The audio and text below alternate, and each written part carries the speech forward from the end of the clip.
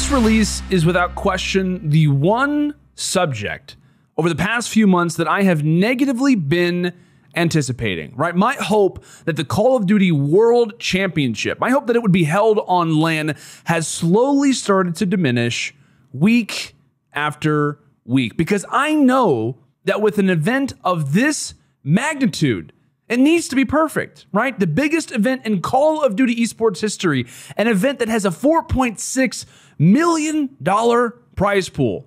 It needs to be held under the best possible conditions. And we all know that in a perfect world, online, unfortunately, at this moment, can't provide that, right? In a perfect world, it would be in a different environment. It would be in a LAN setting.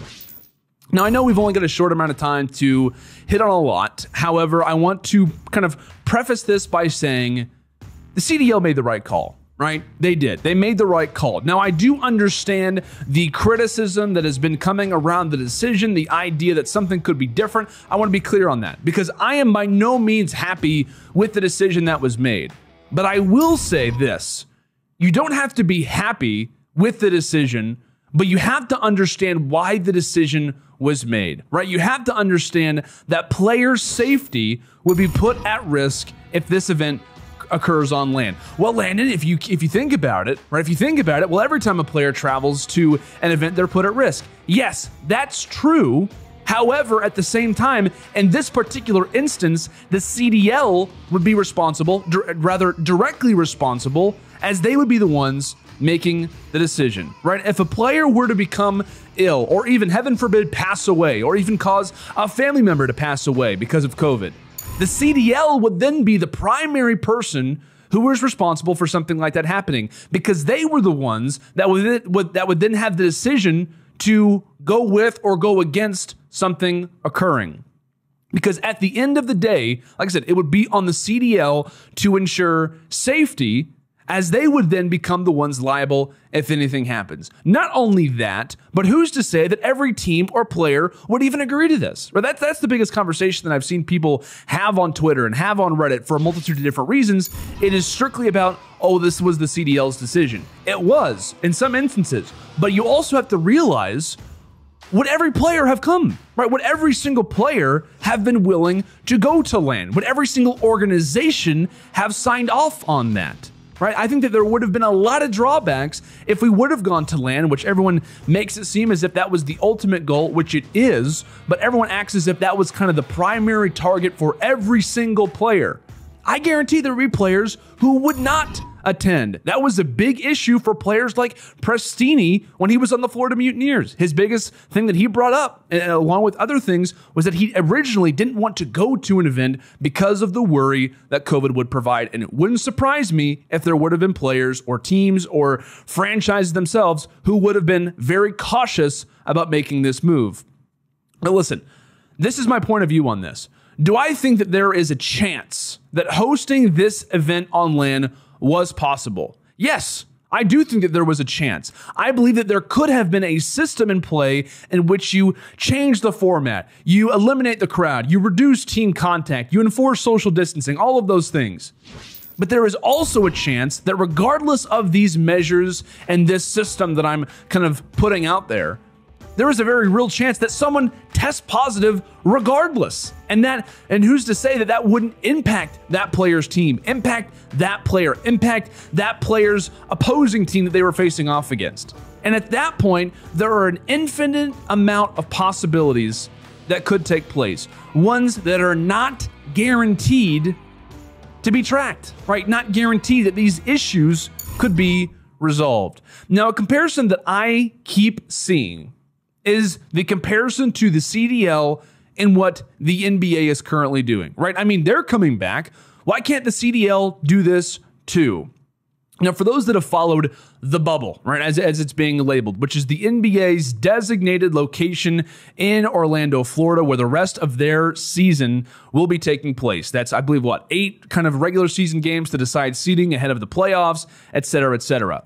Now, if you have followed in detail this comeback that the NBA is attempting to make, you'll realize it's not perfect, right? It is far from perfect, and the NBA knows that, right? They are fully preparing for players to test positive, and they intend on using positive tests like injuries, right? They are trying to pioneer this system that is incredibly detailed, with the realization that they have to come back. And a lot of that has been reported on from a financial point of view. So like I said, they're preparing, not that this won't happen, but they're preparing that it will happen, that tests will be given positive results.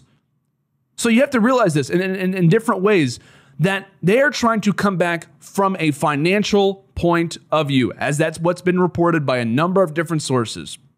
And the reasoning very heavily is decided because of financial reasons. So the NBA is returning, and returning in this way because they have no other option.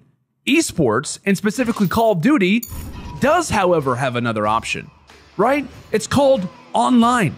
It's called what the CDL has been for a majority of the season. Listen, if the NBA or any other sport had a safe alternative like esports does, I guarantee you they'd be doing that. I guarantee you that they would be making strides to try and make sure that this could be possible, right? Online is the overall decision decider here for the CDL and for other esports, right? The decision was in essence made because they believe that online is viable enough, right? It is viable enough to the point that it's worth playing online in comparison to playing under unsafe circumstances or not having competition at all, right? Is online the highest form of competition? Absolutely not.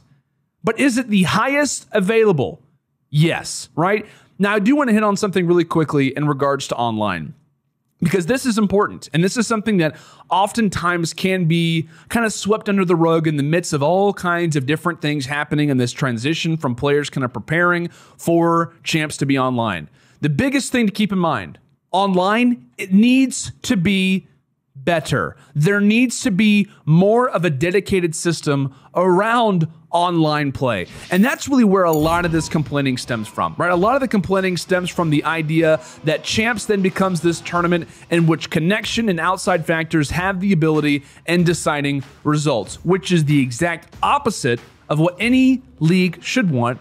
And that's the exact opposite of what the CDL wants, right? They don't want that to happen.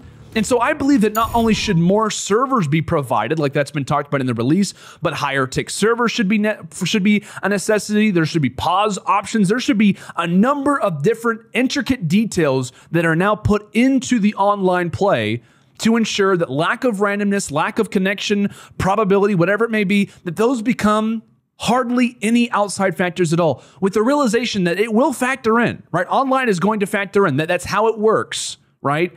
But limiting that as much as possible, I think, needs to be the goal, right? This is the biggest prize pool in Call of Duty esports history. This is the biggest event of the first season of the CDL. I'll be honest, I would be shocked if they did not make some sort of an adjustment other than what they've discussed here in their particular release.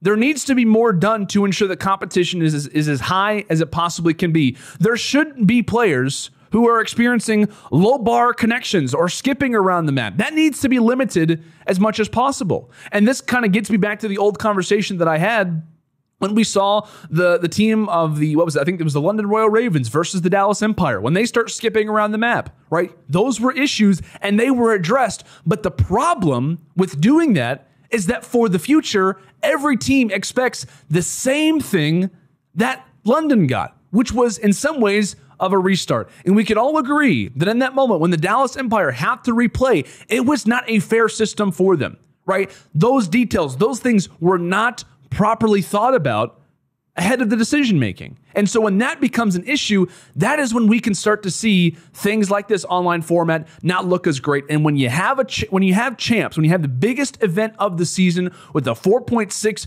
million prize pool attached, you have to be prepared for those things, right? These can't act like just a bigger online home series. It can't work that way.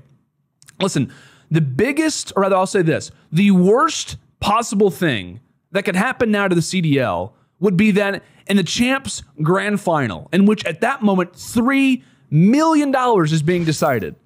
someone lags out in a crucial situation, a player loses connection, right? We have a delay, a situation is decided and apparently decided based on something that can't be controlled. That would be the worst case scenario, right? And that now, in my eyes, should become the primary focus, right? LAN, it's not happening anymore. Okay, let's focus then on making sure online can be a proper playground for the remainder of the year, right? I'm not asking for perfection, but I am asking for improvement, which is currently needed in the online CDL, not just based off of one team, but based off of multiple team accounts, based off of multiple player accounts. That's something in some ways needs to be adjusted. Tweaks need to be made.